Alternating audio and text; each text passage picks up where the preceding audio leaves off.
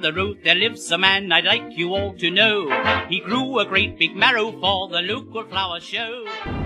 Hello, I am Professor Norman Conquest, internet sensation, world affairs guru, and you are watching my 24-hour break-in wisdom, aka Norman's Wisdom. Think of me, if you will, and I hope you do, as a sort of pop-up David Dimbleby. We live in interesting times, they say, and they're not kidding. When I was a lad, things were much simpler. You only had two parties to vote for back then, the blue ones and the red ones. Oh yeah, there was no Green Party in those days. Mind you, according to Ofcom, there still isn't, but that's another story. People say to me, Norman, should we vote? Or should we do a Russell Brand and stay at home? It's a good question.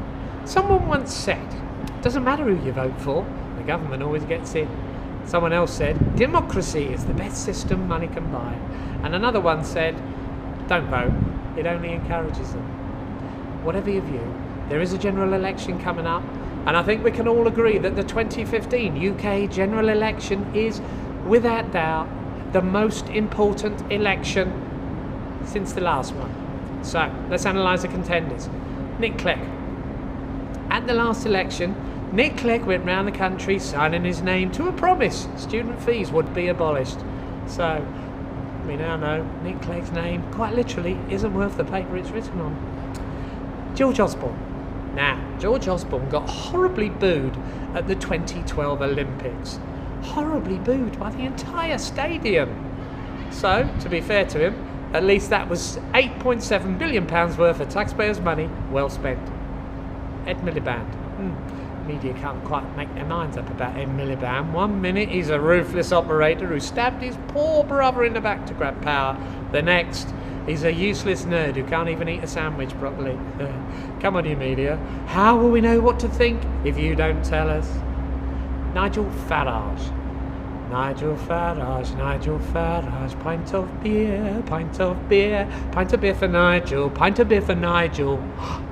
But what if it's served by an immigrant? Nigel reckons he's a man of the people, and just to remind you, his people are millionaires, stockbrokers and bankers. Well, why not? It's about time those millionaire bankers had someone to stick up for them. Natalie Bennett. Who? Natalie Bennett. Who? Ah, yes. Don't mention the Greens. To paraphrase John Cleese, I mentioned them once, but I think I got away with it. Now, the Greens will now be included in any TV election debates that happen, but the media aren't happy.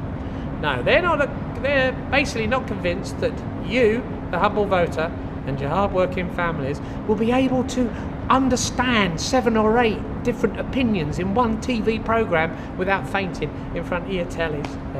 I'm sure you'll manage. Anyway, it's not true. At least 4 of those parties' policies are exactly the same, so that surely narrows it down a bit. Why do the powers that be go green at the very thought of the Greens? Why did Nigel Farage have a freedom pass on the British Airways while the Greens nearly got themselves a ban? Professor Norman smells something fishy. Yeah. Maybe that Russell Brand had a point, eh? Anyway, he's not standing for election, neither am I, and I'm not standing around here anymore either.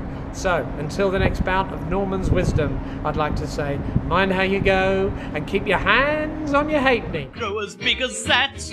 Oh, what a beauty! We've never seen one as big as that before.